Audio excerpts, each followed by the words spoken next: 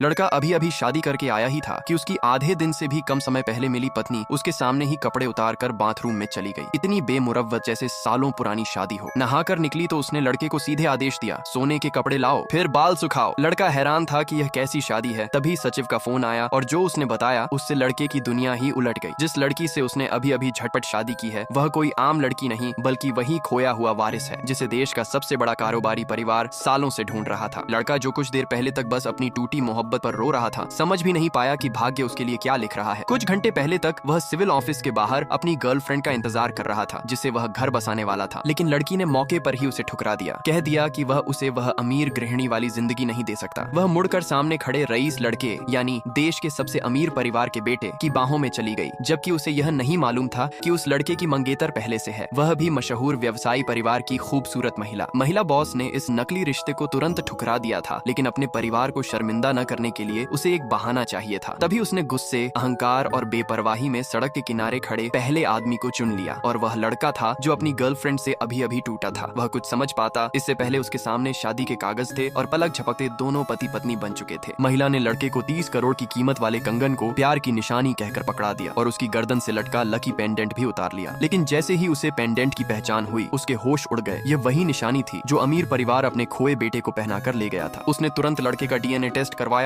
और रिपोर्ट ने सबको हिला दिया। वह सचमुच उन्हीं का खोया बेटा था। परिवार उसे देखने दौड़ा। उधर लड़का अपने पुराने दोस्तों की मीटिंग में गया हुआ था। वहाँ उसका अपमान करने आए वही रईस लड़का और उसकी मंडली मौजूद थी। वे उसे ताना मारते कि वह उनकी कंपनी में चपरासी जैसा कमाता था, लेकिन उन्हें यह नहीं पता था कि कंपनी का 80% काम वही संभालता था और उसके बिना कंपनी चल भी नहीं सकती थी। उसकी गर्लफ्रेंड तक ने उसे नीचा दिखाया, बोली कि वह अब कुछ नहीं रहा और उसे उनकी गाड़ी साफ करने का काम कर लेना चाहिए। पर जब महंगी कार, महंगा खाना और होटल का मैनेजर खुद आकर उसे विशेष अतिथि कहकर सम्मान देने लगा, सबके चेहरे पर हवाइयां उड़ गईं। किसी ने सोचा भी नहीं था कि जिस लड़के को वे अभी तक गरीब समझकर चुटकुले बना रहे थे वह दरअसल अरबों का वारिस है, महिला बॉस का कानूनी पति।